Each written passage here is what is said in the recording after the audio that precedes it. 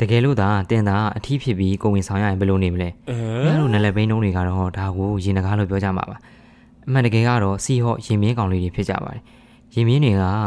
စင်ကနက်တေး၅မျိုးအနွယ်ဖြစ်ပြီး Leafy Sea Dragon နဲ့ Harley Quinn Golf Piefish Harley Quinn တရေပိုင်ငါးတွေပါဝင်တဲ့ငါးစီမျိုးဖြစ်ပါတယ်။အရွယ်အစား2စင်တီမီတာကနေ35စင်တီမီတာအထိပဲရှိပြီးမျိုးစိပေါင်းကတော့90လောက်ထိပဲရှိပါတယ်။သူတို့ရဲ့ပုံသဏ္ဍာန်ကတော့ကုန်းတွေတရဝါ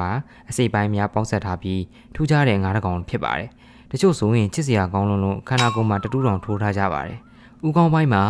မြင်းကဲ့သို့ဖြစ်နေတာကြောင့်စီဟော်လို့ခေါ်ဆိုခြင်းဖြစ်ပါတယ်။သူ့ရဲ့မျက်လုံးများကပုတ်တင်ညုတ်ကဲ့သို့တီးခြားရွေလျားနိုင်ပြီးရှေ့နဲ့နောက်တွင်ရှိတဲ့အရာတွေကိုတမျက်တည်းမြင်နိုင်ပါတယ်။အမိပိုင်းကတော့မြောက်ကဲ့သို့အရာဝတ္ထုများကိုချိတ်ဆက်နိုင်ပါတယ်။မြို့ပွားခြင်းအပိုင်းကိုတော့သူတို့ရဲ့အမိများကိုချီနှောင်ကမေးလိုက်ကြပါတယ်။ဒီလိုမေးလိုက်ချိန်မှာကိုဝင်ရပြီးတာနဲ့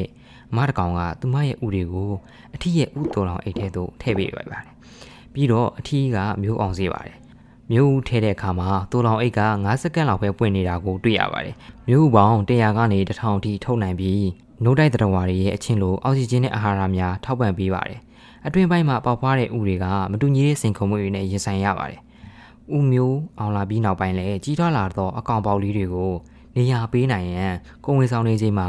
ပြန်လည်ပြုပြင်မူးမှန်နိုင်ကြောင်းလည်းတွေ့ရှိရပါတယ်။ကိုဝင်ဆောင်ခြင်းကမျိုးစိတ်ပေါ်မူတည်ပြီးတော့10ရက်ကနေပြီးတော့6ပတ်ထိကြာမြင့်ပါတယ်။ပြည်လန်တရဝါအများစုကတော့မာကျောတွေကြေးကွန်နဲ့ဖွဲ့စည်းထားပြီးတောက်ကောင်ကိုခုခံမှုခံနိုင်ရှိကြပါတယ်။စီဟော်ရင်မြင်းတွေကတော့ကြေးကွန်ပါရှိပါဘူး။ပျော်ပြောင်းတဲ့အယိုးပြားတွေဒါအများကြီးပါဝင်ပါတယ်။ရင်မြင်းများကရေကူးရာတွင်ရေကူးနိုင်စွမ်းမရှိပါဘူး။ဥမာခမရတို့လို့ပေါ့ဗျာ။နောက်ကျောကတောင်ငယ်တစ်ခုနဲ့ဥတီယာကိုသွားဖို့